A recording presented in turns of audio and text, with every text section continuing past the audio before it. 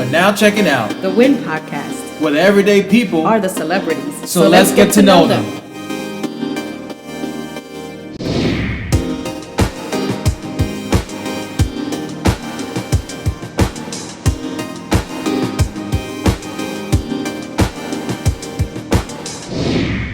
So I know you from the surface, just looking at your website, and you gave us a consultation for our podcast. Yes. Shout out to that. So I just know you from as a podcaster, mother, and a podcast coach. I want to know from you, who are you?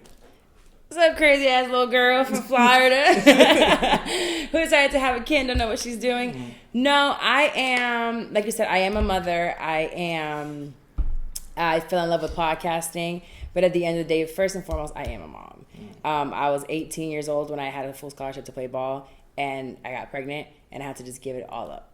So from giving that up, I went to working full time, and I said I'll be a mom first. And I sacrificed from 18 to 20 to 30 basically, but all the way to 25. And then I went back to school for accounting. I finished my accounting. I did accounting for 6 years. And then I said, okay, that's enough of feeding this kid. And she's older now. She can make me a sandwich. She can stay home by herself for a couple of hours at a time. So it's time for me to follow my passion. So I started the Shit I'm 30 as a blog. I needed to just write after my father passed away. I said, I want to just show more of me. I'm hiding behind this computer and these Excel spreadsheets, trying to live quote unquote, that mother life because I was married, then I got divorced, and I was in a long-term relationship. I was living what everyone said I was supposed to be. And from there, I said, you know what? Fuck this. I want to do what I want to do for me, not what my mother and my grandmother think I should be. Although I've always been very opinionated. I don't shut the fuck up. I'm always in trouble because of my mouth. But I kept it under wraps, especially when it came to the public. Like, my family knew, but most others didn't. So I quit my job. I started the blog. I'm in accounting. I graduated. I'm doing all of this. And after my father passes away, I said, you know what, that's it. Fuck what anybody thinks. And I switched it into a podcast. And from there, I realized there was something that I was uncomfortable with when I was in accounting. I didn't know what it was, but I couldn't sit still. There was something inside of me that said, like, you don't belong here. This is not what you want to do. But I had no idea what my passion was. So I'm like, I like to talk. I'm enjoying this podcast thing. But what is it? Is it TV? Is it radio? Is it helping in, like, prisons or with children? Like, what am I supposed to be doing? You didn't have that passion with the basketball? Yes, but I resented basketball when I lost my scholarship, when they told me I couldn't go. So I hated basketball for many years. I said, I'll never go back. So I never looked back to that. And then years later, I can't run up and down the court like I did before. Like, six-pack is gone. Gained the weight. Now I eat rice every day type shit. So no, basketball is out of the question. So I was feeling that uncomfortable feeling, and one day I just woke up and I said, this is what I want to do. And I want to go into radio, and I want to push this podcast. So I started working towards that. And I gave myself a year of saving money. I said, I'm leaving and I'm going to take the leap, see where this goes, because the show's created traction. So once that happened, I saved, I quit, and I haven't looked back ever since. So here I am. I'm going to give you a low clap because the mic is right here. So I'm going to give you a low. That's pretty fucking dope. How, like, Scary, but dope, but also you took control of your journey and your passion. Yes. Right? Well, you had to figure out, and I think a lot of people who are in those situations, one, you touched a lot. One, you get pregnant. Yes. So that's something you probably didn't plan. It just happened. At all. And you was like, how do I move from there? And then you did move to something, but then you was like, well, I'm going to just be a mother and focus on that. Right. Did you feel you being a mother also taught you a lot of things that, like, what are you doing now? Yes, I had to sacrifice a lot. So I'm sacrificing a lot of things now. So that year that I was taking to just save all the money, I had to sacrifice not going on vacations. My friends say, let's do that. They're going to all these fun places or going out to eat or going out to drink. And I'm like, yeah, so about that, I'm going to stay home and make this bowl of chicken and this unseasoned, like, ramen noodles, and that's what I'm going to eat. There were certain things that I just had to sacrifice. I couldn't go to the malls often. That's where I picked up going to buy clothes and returning them. I'm going to look real cute on the gram and at this party, and then I'm going to go right back and return my clothes. Still do it to this day.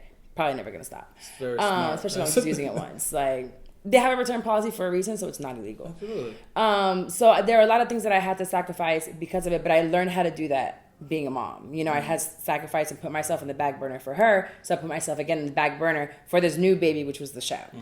But it also is like, just like the being a mother is like 24/7. So you're juggling all these things. So by the time you are ready to jump into this podcast world, I'm not gonna say it's easy, but there's some lessons in there that you're like, oh, I could definitely handle this because I've been doing motherhood for 24/7, and then on top of that, accounting job that I don't fucking love to do. It's awful. So you was just already there learning. What were some challenges you had? Like, now you're gonna go into this podcast world. How did you make that a reality? What were some things that was in your way that was like, this is pretty fucking tough? Literally working nonstop. I would work so I would wake up at 6, have my daughter to school, work 9 to 5, pick up my daughter by 6, get home, do homework, cook dinner. Now it's 9, 10 o'clock at night. Then I would get into the studio. I'm in my studio at home between 10 and 2 a.m. to do it all over again at 6 a.m. the next day. Day after day after day for months at a time. So I was doing all that for about 9 months when I decided like it's taking off. So I wasn't sleeping, I wasn't going out. So that's the sacrifices that I made and how I made the podcast grow. Because I see a lot of people, especially when I coach them, they're like, oh, I just don't have time. Or you have time. You literally have time. I worked and I'm a single mom. Like her dad's not there. So it's just me and her. And I did it. So if I can do it, anybody else can do it. You know, I was, like I said, I was an accountant. 5 days out of we have a 5-day close week. So during that close week, I was working 70, 80 hours. It was ridiculous. The computer goes home because we have to close the books within those first 5 days of the month. I was still podcasting then. They were still going out. I have not missed an episode since I started March of 2018. Not 1 week has been missed. With bonus content, with Patreon going out, with a sold out live show, with my daughter being at dance, whatever the hell they do in dance, and I have to go to recitals and buy her extra clothes and do whatever. I'm doing all of that myself. How do you juggle all that? Because there's a lot of people that, you know... Without making excuses? Right. That's making excuses and they, you know, have a child or whatever and they want to chase their dreams, but a lot of them don't. No, they don't want to. They want to chase someone else's dream. If you're not chasing your dream or you're thinking you want to, you're looking at somebody else's dream. It's not yours. When you have a passion for something and you really have a dream, you will find a way. Where there's a will, there's a way. So what works for you to juggle everything that you will recommend to someone that like actually in your shoes? You have to time management. Sit down and write it down. What are you going to get done this week? So sometimes I procrastinate. There's times I don't want to get out of bed. There's times that I feel like I'm in a rut. Like I moved to New York for the summer because I would come every month. And when I would go back home, I would get into this rut and depression. Like, gosh, I'm back in Orlando. It's such a small city. I don't have the opportunities that are here. When I'm here for 4 days, then on day 5, something pops and I'm back home. So that would cause me to be really depressed. So what I did was like in my time management, I said, you know what? I need to get all these things done. So this week, I have these 5 things that need to be done. Monday, Tuesday, Wednesday, I might have been depressed and didn't do anything or I was just procrastinating. Now I know I only have Thursday and Friday. So Thursday and Friday, I'm going to get it done. Or I get it all done Monday and I can bullshit the rest of the week. So just don't tell yourself, on Monday I'm going to do this. No, for the week, this needs to be done. Just get it done. And not make an excuse. And don't make an excuse. There's no excuse of, you should never be late anywhere.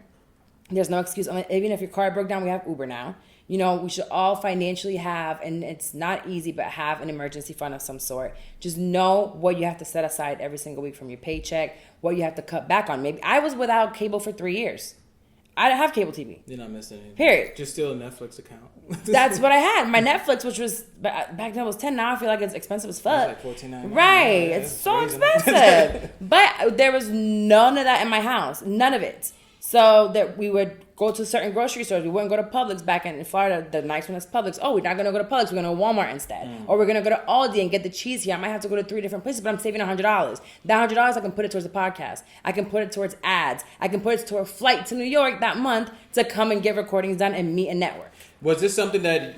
How did you learn those things? Is this something that in your childhood they taught you about sacrifice, responsibility? Because there's a lot of people, especially in this generation... They don't know that. And I feel like a lot of the new generation now, they don't know what it is to grind out. They don't know what it is to go after something and have that passion. And it sucks because I can relate to your story because we wasn't born with silver spoons in our mouths. Right. Everything that we earned it. And we got it by hustling going out there. Was these lessons taught to you? Definitely. I saw the grind in my father. So my father and I were very close. And everything that I do is basically his name is like stamped on it. My father was very poor and his family was very poor. I was not born into poverty. So by the time I was born, my father left the streets and he opened up pawn shops. So we were well off in the state, but I never saw my dad moved like a poor man. No one ever knew how much my dad had, other than the fact that he had like a lot of jewelry all the time. But that's what he sold. And whenever he would have all these chains on, some drug dealer or some rich guy would be like, oh, I like that. And he'll take it off and sell it. So really, he was his own billboard. He would wear the same dirty sneakers all the time. And returned them. No, they were just dirty, dumb shit. He only shopped at Ross. But he would have my mom shop. His shirts were from Ross and Marshalls and like shit like that. They never went like super designer stuff. So I saw my dad live like he was poor. You know, although we had the house and he had the cars, that's what he had. That was it. So I saw him grind. There were always restaurants. There was new shops. There was always something that he had his hand on. And I would see he was never home. He was always traveling, always doing something. So I saw that grind in him. And I love books. I love to read books. I love to watch Gary Vee. Gary, it's amazing. I love the way he talks, especially because I can't stop. I cuss all the time. Yeah. Like a fucking sailor. So when I see him and he's just like, and one of the reasons why I switched from the blog to the podcast is because I couldn't accentuate like my fucks or like shit. I could put it on all caps, but you couldn't capture what the fuck I was trying to say. There's a feeling behind it when you say fucking shit. Yeah. So absolutely. That's when I switched over to the podcast. So with Gary, I felt that when he talks to me. And he talks to us, but I feel like he's talking to me legit. Like when I'm like, like I, you know what? I made an excuse. Let me do it over again. So reading different books and listening to podcasts, watching YouTube videos. There's always someone out there that knows more than you do. So learn from them. What do you want out of podcasting? Now you got into this and it was a passion, and I see you're very driven, you know, and you made it a success. You know, and I watched, I wasn't there from the beginning, but I remember at a certain point where you was at and where you at now, and I see all the sacrifices you're doing, and I think it's amazing. What does podcasting bring to your life, one, on a personal level, and where do you want to take it? On a personal level, it lets me express who I am, for sure. I have freedom of my time. I can do as I please, like when I want, how I want. I'm being creative. I can explore my brain and say, I'm thinking of this. I can say it. Whatever I'm thinking, I can say it. I couldn't do that in corporate. I had to wear heels, which I fucking hate. I had to wear suits. I hate. You know, I couldn't call these like crackers, you know, like racist. Like I couldn't say all these things that I can just now get on the mic and say because it's my platform and how I really feel about people, how they treat me. So personally, I feel like I'm free from all of that, like the shackles that I had that I couldn't be myself. Outside of that, I want my show to be a platform to help others. Period, point blank. Like, I know that when I speak, when I bring on guests that know other things about me, I can expand the knowledge of others. And what I love is when I get messages from people and telling me, you know what, I needed this today, or this helped me get through the day, or it allowed me to do something with my daughter, or my family, you know, we had a conversation because of what I heard on your show. That to me makes it all worthwhile. If I can touch one person, I touched enough. You speak on the podcast gives you freedom to be who and what you are. Yes. How did you learn to now take that and be like that in the world? Because in the world, it will test you. And this mic, it won't test you because it's just you. Right? So now when you bring that into the world, people are like, you can't say that. You can't be that. You can't do this. How do you learn to stay in your ground and be like, well, this is who I am. It may affect me in the beginning, what you guys are saying, but in the end, I don't give a fuck. Because how do you bring that freedom on the mic to the freedom to the world of being you? I've never given a fuck. So I'm the type of person, from the moment I was born, I didn't give a fuck about what anybody said about me. If you had a problem with what I did, too bad. I've been an open book since day one. My mother hates it because she's just like, you know, whatever happens in the house stays in the house. And, you know, your daddy don't cheat it, but ain't nobody going. They know. They seen him with the bitch outside. So why are you acting like you're so happy? You were just whooping his ass in the house. Like, why are we pretending? I don't like to pretend. I'm not a hypocrite. And I used to get in a lot of trouble for it. But I never changed that about me. I said, I like the fact that I like who I am. And a lot of people don't like who they are. So you have to take a look inside sometimes. And when you're like, oh, I can be myself out there, why? Is it because you don't like who you are or you believe what they're telling you? That's it. Because some people, somebody right now, I think I was talking about this on a live. They're like, words hurt. Yeah, words hurt. But if you come up to me and tell me, oh, you're so ugly, I'm going to be like, okay. Or they're going to come up and tell me, oh, no, you're white. But I know I'm not. I'm not going to fight you because you told me I'm white. Now, if you come up to me and tell me you're stupid or you're dumb, if I feel dumb, I'm going to fight you. That's why those words affected me. But other than that, anybody can tell me whatever it is. But because I know who I am, it doesn't bother me. It's like, cool. I talk. I'm loud. Yeah, okay, cool. Oh, you're so... I get that all the time. You're so fucking loud. Like, be quiet. Okay. Was that always... So, like, when that started happening, right, and you started, like, developing into Carla, did you always accept that? Like, or it was like almost tender, but like I shouldn't be this way, or like it was just automatic that like, well, this is who I am, live with it. Yeah, you like me. If you don't like me, too bad. And how? So your my dad, father was that way. Your father was that way, and your mom was the hell opposite. No, she's the complete opposite. Wow, she's the complete opposite. My dad didn't give a damn who thought what. He was cheating, he was smoking, he was drinking, he was making money. He didn't care what anybody thought of him. But he was they loved him for it. You know, he was still a very charitable man. He would give like I said, the shirt off his back, the shoes off his feet. He didn't care. He did a lot of mission work, which is it's really fucking weird. But he loved the church, and he would go with the pastors, and he would go to Honduras and like do all these things and come back and like fuck some old bitches, you know. But he was giving back. He was always giving back to the community. And always. All of it. Dropping dick off, dropping money off, the word. He knew the Bible from front to back. But he was just unapologetically who he was. But you know what? I respect that so much because he's living his truth. Yes. Someone could go and say, well, you just fucking these bitches, or you doing this. It was like, okay, I know that. And now you know because I'm not hiding it. He didn't care. And I don't hide what I do. Like my mother would hate it. It's like, oh, you're out here, you know, living in sin and you're not married. And I'm having a great time. Or I'm a very assertive person when it comes to men. I'm trying to change that up now. So you can't tell me what to do. You can't tell me what to wear. You can't tell me where to go. It's my house, my car. I'm not going to live with you. Like everything is always mine. So I would always go for those type of men. Quiet, who didn't tell me a damn thing. So my mom and my grandma would be like, you know, oh, tú te crees que tú eres un hombre? And I'm just like, oh, búscate la bola. And I'm like, okay, maybe I'm growing some balls. I don't know. Maybe I have a 10-inch dick. And I would say that, I'll put my 10-inch dick out. Like I would say shit like that. And they'd be like, oh my God, Carla, stop. I'm like, that's just how I am. If you don't like it, too bad. That's how I'm going to be regardless. And the men had to deal with it. My parents had to deal with it. Like, I was just me. And is that the same way how you pretty much, this podcast is a representation of that, of like you doing it your way. Like, yes. And there's probably like a lot of other people that was like, well, if you're going to do that, you should do it this, blah, blah, blah. Right. How did you not let that interfere? It was like, no, I'm going to figure it out. I'm just like, I want this to be me too as well. I'm not going to let you be that. So I was a big podcast head before I started podcasting. And there are a lot of different shows that I like. I just knew that I wanted it to be me. And I know I'm different than most people. So I just made it be me. Now I do have a co-host now, and it's been very, very tricky with me, and it's taken a lot of therapy. Thank God I started that a long time ago. Because I'm a perfectionist. Right. So I've been called controlling for many years, and my therapist says that I'm a perfectionist. So fuck all y'all think I'm a fucking control freak. I like things done a certain way, and I have a plan for everything. I had a plan for when I was quitting. I have a plan for the show. I have a plan for each episode. I have a plan for when I'm moving. I have a plan for my daughter. So when someone tries to interfere in that, I like, no, you can't do that. So now that I have a co-host, I have to be very careful with the way I speak. I have to be very careful with how I project what I'm thinking over to him. And we'll have our arguments and our disagreements, but at the end of the day, I have to come back and say, okay, what's the solution? I'm sorry I spoke to you that way. It's not how I mean it. I'm really saying to you, this is my vision for it. What is yours? What's the compromise? And now I have to compromise a little bit more, but it's still our vision of going. You know, we're keeping this horse running, and I've just added someone on, and we're going to keep it going.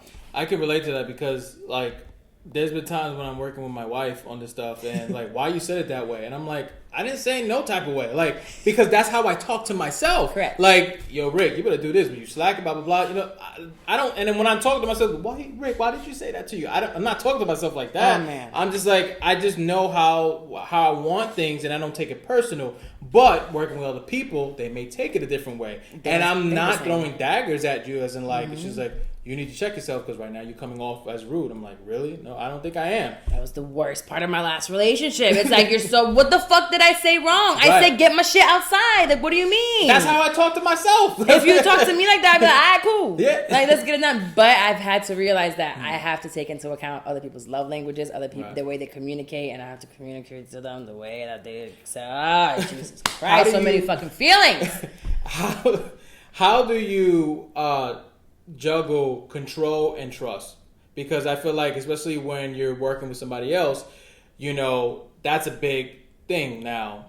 Not trying to be too controlling and I guess too perfectionist on that level, but at the same time not deteriorate what you want out of this. And also, let me trust picking my battles. Okay. So I decided that I have to pick and choose my battles wisely. So there's certain things that I'm like, I think that's a bad idea, or I don't think that's the greatest idea, but just not being the greatest, let's go for it. We can put a spin to it. It might work. Not just because I started to realize, just because it's not what I like, it doesn't mean that's what most people don't like. There's an audience for everyone. So I know that I speak to him now, I'm like, there's certain episodes that don't interest me as much, but our audience will like it, you know? So not everyone loves everything that I do. Like, it doesn't matter. So if there's certain things that he wants to do, I'm like, all right, let's try it. Why not? Let's see where it goes. If it flops, it flops. If it doesn't, we have next week to pick it up with. Now, when you made that decision where you said you planned it out and you're about to quit your job, take us to that moment. What led to that? Because I feel there's so many people out there that want to quit and maybe take that plunge. Let's say they're following the Carla motivational book and they're like step by step, but they need that final jump. They're like, all right, because it's scary. It's a lot of things because you're jumping into the unknown, not knowing what's going to happen, where this job gives you security. Yeah. So what made you take that jump and not look back? What was that last push? Well, first of all, I have a degree. Okay. That if anything were to happen, I can always go back to corporate. So that's something that I know for sure. 2, I know for sure I don't want to go back. I say it out loud, I will sell pussy before I go back to corporate. So therefore, I can't fail because I don't want to sell pussy. So it's not going to happen. 3, I gave myself a year's worth of bills. Like, my account has a year's worth of my finances. So I have a year worth, you know? So I'm not just jumping. I right after I quit, someone else quit that I know about 2 months later. Not from there, but like someone I know. She's like, I quit my job too. And I said, oh my God, that's great. Well, like, how much did you save up? Well, she's like, oh girl, I don't know what I'm gonna do next month. I said, bitch, what? You have children. You can't do that. So there's a certain of security when you know your bills are at least paid. Let's say even 3 or 6 months. You know you have 3 months to hustle. So I know I had a year to hustle my ass off. I just also, the show did pick up traction. I knew I was going somewhere. I had just auditioned and I was in the top 2 for a large radio station in Orlando. I missed out because he wanted someone that would be there for a long time, and he said that he felt like the larger market might snatch me up quick. He was right. The second New York call, that would have been like, Orlando who? So I would have left quick. But, you know, I knew I have something. I just don't know when it's going to be the biggest. Because although I am growing now, it's like, I think I posted something recently, like a repost. It's like, remember that one time you prayed for where you are now. And it's like, I got here, and now I'm like, what now? So you can't forget to have, like, once you get there, what's the next step? Because although I'm here and this was my end-all be-all when I went to New York, I'm still not where I need to be.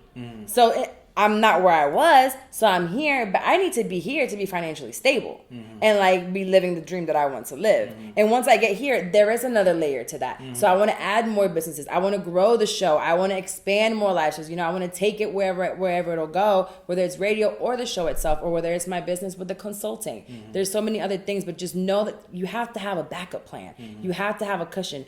Do not just quit your job. Because you will be selling pussy or going back to, like, Burger King. One of the two. And we don't want to do either. How do you stay motivated doing this stuff? Knowing that not a lot of people have the drive, or when they do have the drive. No, I'm going to say, me, for example, it's something that I love what I do when it comes to the creating and acting and all that stuff. Sometimes we can feel, because I'm going to put you earlier, you're an artist as well, feel defeated, depressed. You know, and we running on a full tank of gas sometimes, and then it's going to run on empty. Completely empty. So what keeps you motivated? What keeps you going in those moments? And what do you do to lift yourself back up when you hit a moment where I don't feel like Carla right Happens now. all the time. I go under my covers and I cry. Like that. Although I'm as hard as I am, I'm an emo bitch. Like I cry a lot. I'm a water bag. So when I'm in those feelings, I sit in that feeling for a minute. I said, today I'm not going to get out of bed. And I'm going to sit here. I'll watch a movie or listen to a podcast. Or I'll listen to a book. Or I'll read a book. You know, and I'll escape my mind from where I am at that moment. Or I'll journal. And I'll put out all of my feelings. Journaling to me has changed my life, literally. And I don't do it every day. Because I'm not the type to have a diary. Or I'm not that disciplined when it comes to journaling. But I'll open up my notes on my phone or on my computer and I'll just start typing away my feelings. Like I'm talking to myself or like I'm talking to someone else. And by the time I'm done, I'm like, oh, okay, I feel better. This therapist got something going. That's why I pay her all this money. She was right. It does work. So free content here. Do journal and sit there. And again, it doesn't have to be every day. Sometimes I just do it once a month, or it'll go a couple of months where I don't do it because I'm on a high. But when I get to that low, I figure out why am I so low. So I just write about my feelings. And to stay motivated, I just first sit in the feelings. There's nothing wrong with staying in bed one day and not going anywhere. There's nothing wrong with that. And then just refuel yourself back up with content. How has therapy helped you to become the person that you are right now? Because you mentioned it a couple of times, and I think that's so great that you have someone that you can go to, you can talk, and I think that's key, because a lot of people will continue to run and chase their dreams, but at the end of the day, if you don't work on yourself, all the stuff that you're trying to go with will be either difficult, and also you will crumble. And you immediately. The worst thing you can do is be a prison in your own mind. Right. And I feel going to someone to talk about or journaling is crucial to finding who and what you are. Yes. How has that helped you in your life? And I see already that it helped everything else around you. Literally. So I started therapy right before I quit my job. And it was actually my therapist's idea for me to move to New York for the summer. I didn't even notice that the depression that I was going to was due to every time I came back from New York. I had no idea. You literally pay them to write down and journal your patterns. So when you go there, you have emotions, you leave, you're like, oof, let it all out. Like when you journal, walk back out, back to reset. And I forget what feelings I had before. So she's like, I'm starting to see a pattern with this, or I'm starting to see a pattern with that, or, all these things. So therapy has got me to figure out, like, you're going through this. How are we going to get out of it? Because this is your pattern. We all have patterns that we don't realize that we have. So she's the one that saw it, and she's like, well, the summertime, your daughter, why don't you send her to her dad's house? I'm like, it happened great because he just had a new baby, so she can be the babysitter. He's definitely not father of the year. He needed a babysitter. So boom, take your 14-year-old. But who am I to take her? So he had her for the first month and some change, and I was able to come here and look what happens. But because of therapy, I was able to say, stop fighting. I was able to work with my feelings. I didn't know that I had two settings of emotions. I had happy and I had angry. I had no in between.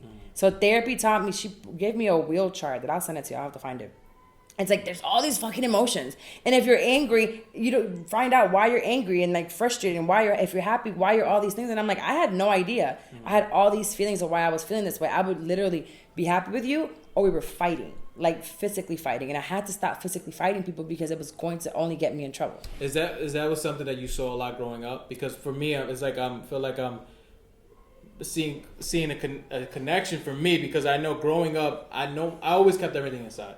I didn't see anything that no one taught me to be like, talk about this, write this. I had music that when the guitar came to me in my life, and I would be locked in my room, and the guitar would kind of help me a lot. It was my great friend.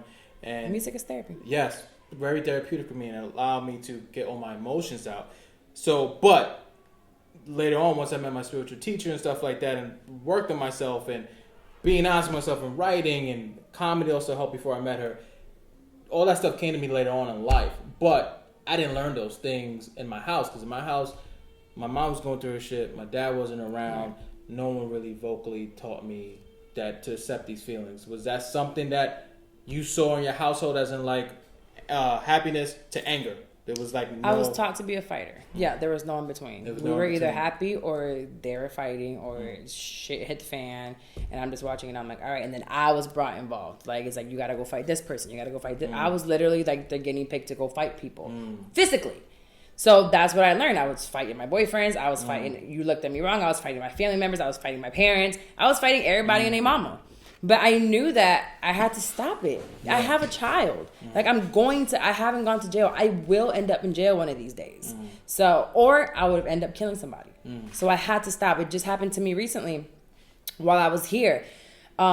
Someone, they had this person that loves to talk about me. I don't know why my name is always in their mouth. And I'm just like, oh, you're beneath me. I have no reason as to why to give it any light. And I never do. They went and talked about my daughter. And I was like, oh, the one thing you can't do is talk about my baby. You know what I'm saying? Yeah. Oh, you said what about my baby? You can't, don't say her name. They knew the trigger to get to anger. I reacted off of it. And I went and I reacted off of it, and it could have really fucked me up. It could have been really bad for me, and I could have literally erased every good I did in New York. It would have been over. Thank God that I had the people behind me that edited everything and made sure everything disappeared. Yeah. That night, I couldn't sleep. For 2 nights, I didn't sleep. I was sitting here sick, throwing up, and I was like, what is wrong with me? And the friend who's like, you need to pray. And although I haven't been to church in a year. I grew up in the church, right, but I haven't. And he's like, you need to pray and listen to the Bible and read the Bible. Pray and read the Bible. And I haven't done this in years, but I couldn't sleep. I couldn't eat. I was jittery. I'm like, what? Why did I resort to this when I've been working on my anger now for a good almost 3 years? I've been working on this. Hasn't been effective that I've been fighting, but I've been working on it. So I realized that it doesn't matter if she would have talked about my daughter. What does it matter? Her saying something about my daughter didn't affect my daughter. Her talking about me doesn't affect me. Why did I give this person my energy? Your power. She had power over me at that moment. You just didn't like the shoes that you where you used to be at. Right. So when you was in that moment when she took you there, it was like you felt, it's funny because you're in a positive light now, right? And you're working on it. You got a glimpse of what it used to feel like being old Carla. So when she took you to that, it was sickening. That you was like, I'm not this person. What literally the fuck? made me sick. And then you got even more upset that you allow her to take your power away. Right, literally. And I said, I'm trying to move away from this narrative that I'm a hothead. You know, I wanted to get away from that because my family has painted me as a hothead all these years. Every time it's like, we're going to get at her because she's a hothead, or she doesn't have self-control. And all I've been working on for the past 3 years is my self-control. Self-control. Control yourself, girl. Control yourself. And then I lost my control and I was like, come on, girl. You built and worked for all of this, all to go back and revert to being a hothead? You can't do that. I don't argue with people. I grew up fighting. So it's like, you don't speak. You don't warn them that you're coming. You show up, put hands, walk off. That's it. That's all you do. We don't talk. So this time I'm like, what the fuck was I talking for? That's some dumb bitch shit. Why are you talking? If you were going to fight, you would have just fought. And at the end of the day, you don't need to fight because those words should have never affected me. But this is great because it just shows you that it's always a constant, not a battle, but it's always a constant thing that you always have to work on. All the work that you do, it could just take one moment where it can slip. So a split second. And it's so great that, not to be hard on yourself because it will happen. And as you continue to learn these lessons, the challenges sometimes will get bigger. Yes. And they will find new ways. The negativity is like, okay, you worked up, but I'm going to find a moment to test you again and see how you're going to react. I'm sure it'll be worse. But it's okay that if those moments happen because you check yourself and people around you. And I can't let like whatever the fuck I just did a couple weeks ago, I can't do it again. Right. Like, that was my one lesson, and it's like, God delivered me from that one. But you was aware. That's the beautiful thing about that is that you was aware of that. Like after the fact. After the fact, you was protected. Whatever you believe in would protect you in that moment. That afterwards you learned a bigger lesson and you was aware to look back and be like, you know what? All right, I got it. I was definitely blessed. Because think about it. Prior to that, no one was really, everything that they was testing you on, you were past. It was like, oh, you're gonna all right, you could talk about it. I don't care. Oh, you touching that? I learned that lesson. Go ahead, keep talking about it. My daughter, no one ever touched that mother bitch. Right. What? Like it was like, but now if someone do that, I'm gonna tell all your business now, bitch. What? Now if someone come with the daughter stuff again, it's like, I learned it. Go ahead, talk about it. Whatever, just don't put hands on her. Exactly. That's it. As long as you don't put hands on her or harm her physically, you can say whatever the fuck you want about her. And I think that's great because it just shows you that it's consistent work every day. Just because you go to a therapist just one time doesn't mean you just stop. Hell no. You learned everything. She take all my damn money. You know how much money I spend on this motherfucker? I know I don't spend. Oh, Jesus Christ. Just the thought of how much I pay this lady. I could have so much more money. But I also wouldn't be where I am now. If it wasn't for that. I'm investing in myself when I go to therapy. And I think that's key because a lot of people don't realize that, and that's something I learned early on. The biggest investment you can make is in yourself. Absolutely. Because no one's going to come and say, here's X amount of money, we want this. They might do that, but it's going to come with, but you're going to do it my way. Control, you know what I'm saying? Even if they give you the money and say, here it is, if you never invested in yourself and in becoming better, you can't do shit with that money. Yeah, and you living what they want, their expectations, what they want you to be. and you're just following along, and you're Correct. still lost out there because you never took the time to invest in yourself and work in yourself and know what you are. You're gonna have certain challenges. When I started therapy, is because I said to myself, "You're going to make it somewhere. I don't know where the fuck you're gonna make it to, because you're still sitting at this desk. I was still doing a blog. I said, I don't know what you're gonna do, but you're gonna make it one day, and I don't know how, but you need to go to therapy now." Because when you do make it, there's going to be light on you and your daughters. My first therapy session, I said, this is going to be more light, me and my daughter. And I need to know how to deal with that. If I didn't go to therapy, this trip would have never happened. And if it did, I probably would kill somebody. And I wouldn't be where I am now. I love that you didn't kill no one. And I love that you took this fighting where it came from a negative and you turned it to positive. Right. You're still fighting. You're still that warrior. But you're fighting for the right reasons. Right. For something that's bigger than you, something where you want to see yourself and your daughter, which is great. And I think everyone should have that fighter within. And I love that you took it and you twisted it now and made it positive, which everyone should do. Should. Because a lot of people fight for the wrong reasons. Right. I hate messages that tell me I'm not as motivated as you are. Girl! I want to be in my bed sucking my thumb all day long watching Netflix. Like, what do you mean? Like, this is who I am. If I could stay home all day and eat jalapeno potato chips, and like, I would do that. I don't want to get out of bed. I don't want to work. I don't want to edit some of the stuff sometimes. Like, I really don't want to do it. But I look about where I want to be. Just get it done. And the faster I get it done, the faster I can get back to the potato chips. You know what I mean? Like, that's what I do. I go to the gym. They're like, why do you work out? I eat like shit. I work out because I don't want to be 300 pounds and I want to eat my potato chips. I really do. I buy the big bag and sit and eat it by myself. There's nothing wrong I love them. Yeah, it's great. So if I don't go to the gym and I eat these potato chips, I'm going to be 300 pounds. And that's fine too. No, it's not. You get diabetes and it's just the clothes don't fit you. I ain't got no money to keep buying clothes. You'll fight diabetes. You fight everything. See, we're not going to do that. I ain't got no money to pay no doctors. How did you? Well, you're playing the freaking therapist, which is a lot too. So that's a lot. Jesus Christ. How do you transition now from being a podcaster to now I want to help other people and I want to be a podcast coach? How did you transition into that? I didn't have anyone to help me. You know, I started and I'm like, what equipment do I use? Like, how do I even start? Do I record onto my phone? What do I do? So I took 6 months of raw work of like teaching myself. Honestly, I did not know how to plug a cable box to my television to watch TV. Like, that's how dumb I am when it comes to electronics. I didn't know what an HDMI cable was. So I took hours. Again, when I told you I would go to work from 9 to 5, come home, cook dinner, do homework, that time I would spend from 10 to 2 a.m., sometimes 3 a.m. on YouTube and Googling things. What do I need for what podcast equipment do I need? What is a Zoom? What is a mixer? What is an outside audio card? What computer do I need? What computer should I use? What's the easiest and cheapest way to do it? So I built a studio at my house because, again, I wanted to help those that came from a city like me. I'm in a small, they don't know what the fuck a podcast is. I had to fight in my city alone to get people to understand what the hell I was doing. They were like, so you're just talking in a microphone and doing what? So now that podcasting is taking off, everyone wants to start one, and that's perfectly fine. We have over 16 million YouTube channels. We still haven't hit 1 million podcasts. So they're coming out every day, but that's fine. You're gonna make your own lane. How many TV shows are there now? And still new ones keep popping up. There's podcasts that go away, and then there's new podcasts. So come on, let's do yours. And podcasting is great for if you have a business. If you're a doctor, if you're a mechanic, if you're a dentist, if you sell clothes, hey, you can show your personality through it and give like advice on that.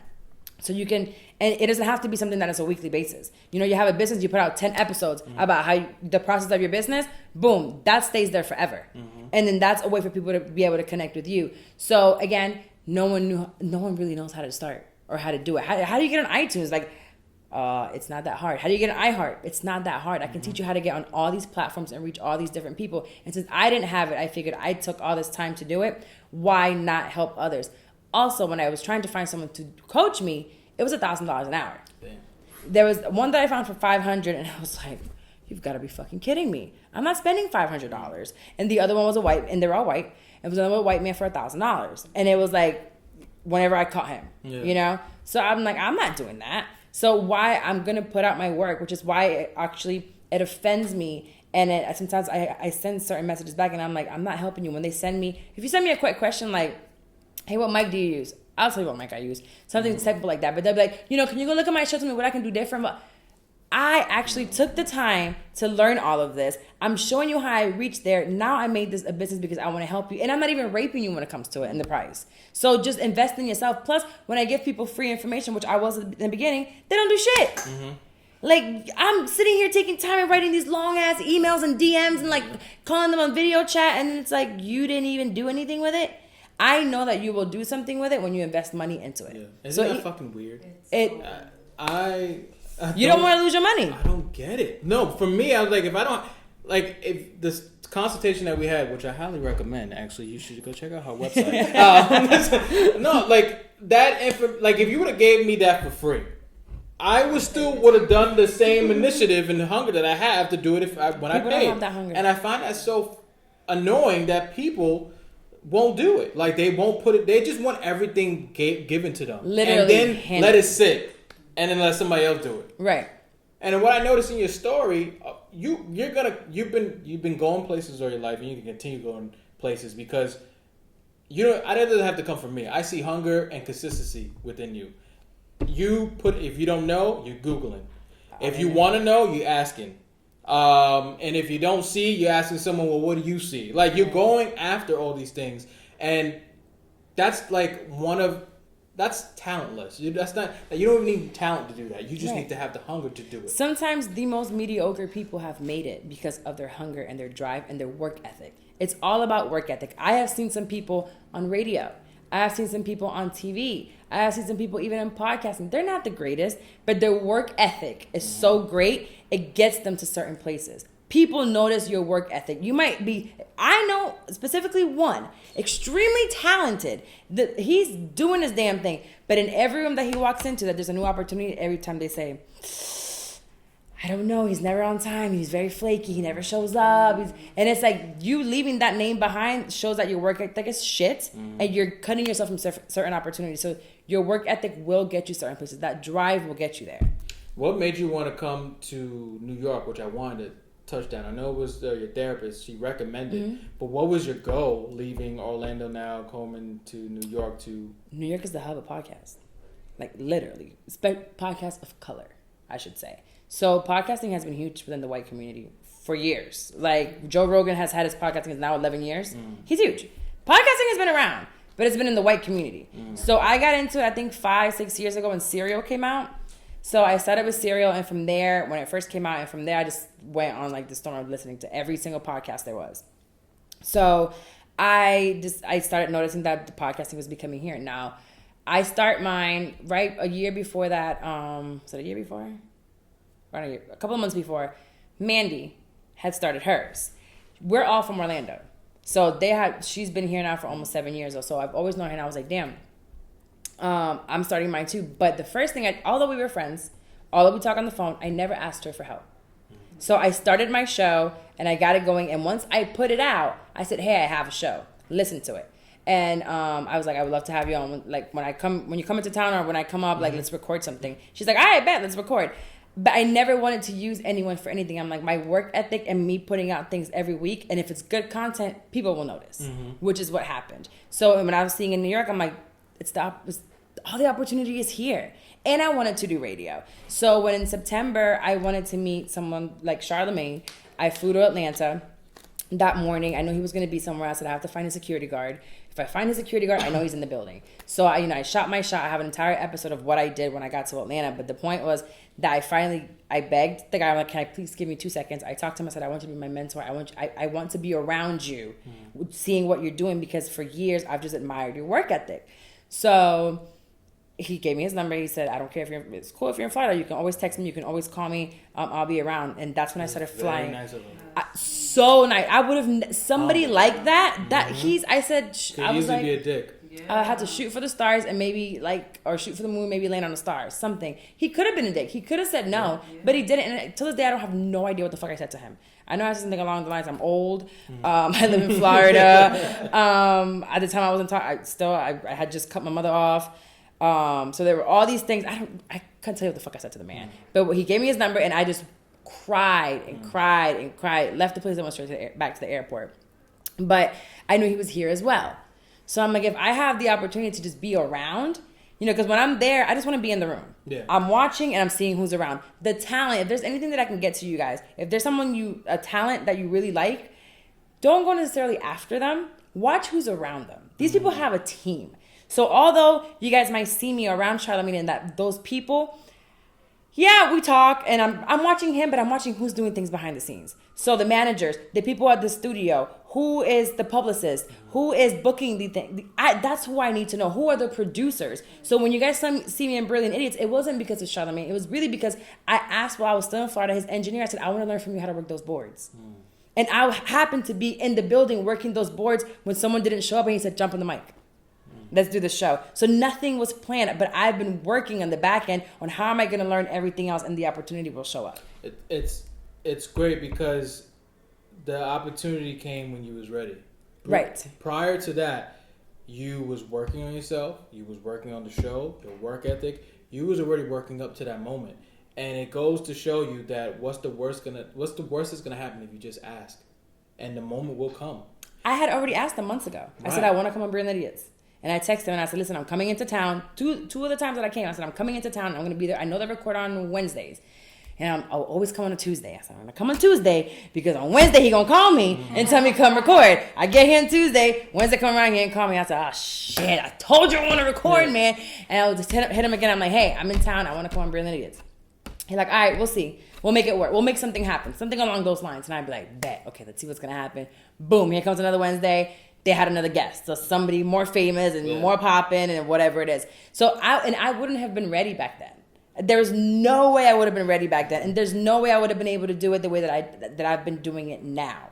So everything happens for a reason. Absolutely, you were still in the gym working, like training and fighting. So when the opportunity came, it was time to take it home. 1-2 punch. Yeah. Like the moment the championship came for you, one of the fights came for you. Championship, fight. But that was my championship because my goal for New York, my ultimate goal for New York was to go on Brilliant Idiots. When I left, I told my therapist, I don't care if I don't do anything else.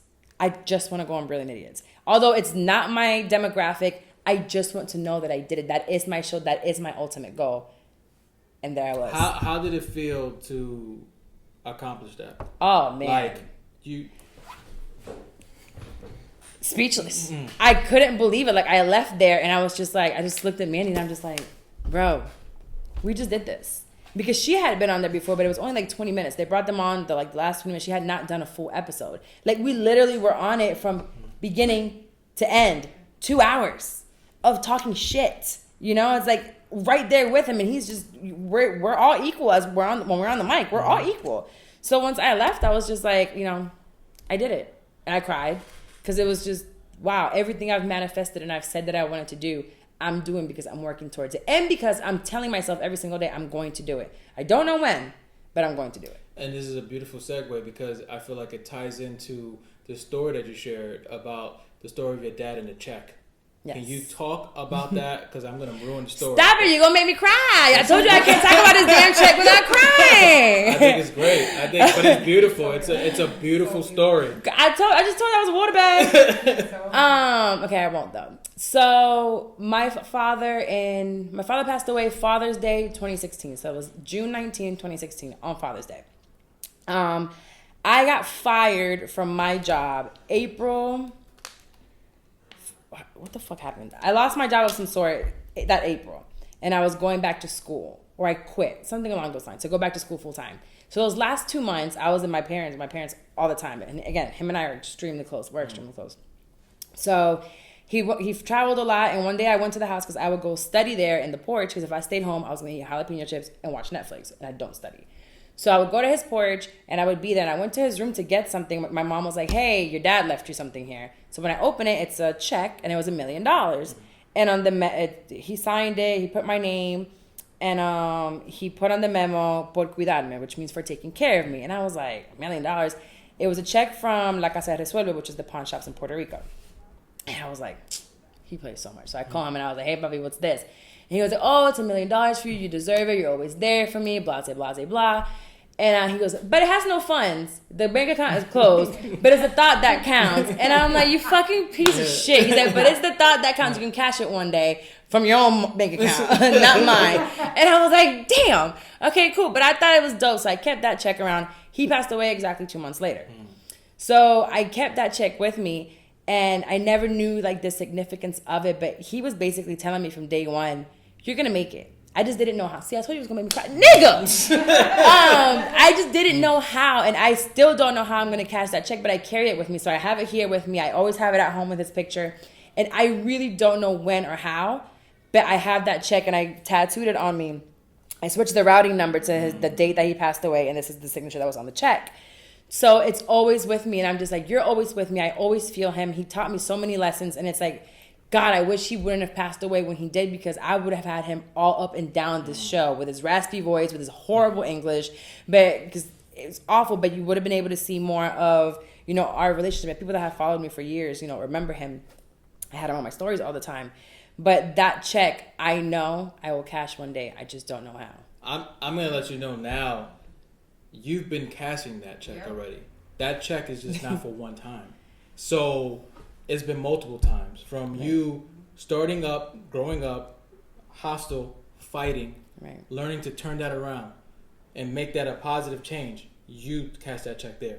You didn't have to make that change. I could have been crazy. And it could have been crazy. Could have shoot people, kill people. You literally turned your life around. You cashed your check there. You leaving corporate, not knowing where to fucking go. Right. You cash your check again. It's not about the amount, because when we look at the amount, we're like, man, that's a lot of money. But it just shows the amount of hope, strength, courage, and passion he sees in you. You coming from Orlando to New York to sacrifice again, you cash that motherfucking check again. Right. And you're going to keep cashing that check. It's not numbers are endless. So that $1 million has a lot of zeros in it, but it's going to keep on going and going and going. So from what I see in this journey where you shared, that check is endless, and you're going to keep on cashing it because it just shows the potential, the limit, and it's limitless. And when I tell people all the time that they focus on the money and like a monetary thing, again, I come from upper middle class, like I never needed for anything. And I can tell you, because I have the experience, money does not equal happiness. I saw a lot of unhappiness. I saw my mother going through it. I saw people just fighting, and my father was one of the ones that he didn't care about money. Like he's like, take it. I don't give a damn. I'm gonna be happy. Fuck this money. But then I also saw on the other side family members who was like, they're so money hungry. They're miserable. When I tell you, filthy rich and miserable, I would never want to be that person. So although I see it's $1 million, and one day it's gonna be nice to just like pay off my damn student loans. Or do whatever with money, nothing will take away my happiness. I have walked away from my family and the money from my family. I'm literally like on my own, and people are like, you're crazy as fuck. Yeah, I would kiss whoever's ass to get your inheritance. No, I'm not selling my soul for a dime. I will not. And it's just never focus on the money, which is why I also tell people, if you're starting a podcast, if you're doing it for the money or anything, you're doing it for the money, you're doing it for the wrong reasons, because they'll never get you there. When you look back on your podcast journey up to now, what do you see? I see perseverance. I see hard work. I see transparency. So, and I see a girl growing, because at the end of the day, I feel like when I started, I wasn't even a woman. I was still a girl. At 30 something years old, it's like, girl, you gotta do some growing up. And I still have a lot of growing up to do, but it's a journey of a woman and a girl trying to turn and find herself as a woman. So Carla, now we've got to know you so much, ins and outs of your life, and I thank you so much for like being so honest. And it's not over yet. I'm gonna go into, we have 2 segments that we normally do, and it's called Let's Look Inside. So the first segment, the first question for that segment is there a meaning to life? If so, what is it to you? I think life is just about being happy. Whatever happiness means to you. So everyone's level of happiness or definition of happiness is different. So for me, it's just being happy, being comfortable, being with my family. I don't know if y'all saw my stuff, but I tried the whole face thing for 3 weeks. Yeah, and you lost the dudes, all the dudes. Listen, all my niggas in one day.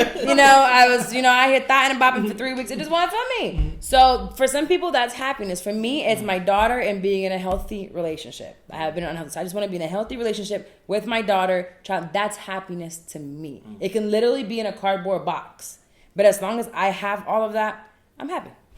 Second question for that segment. If you can teach everyone one concept.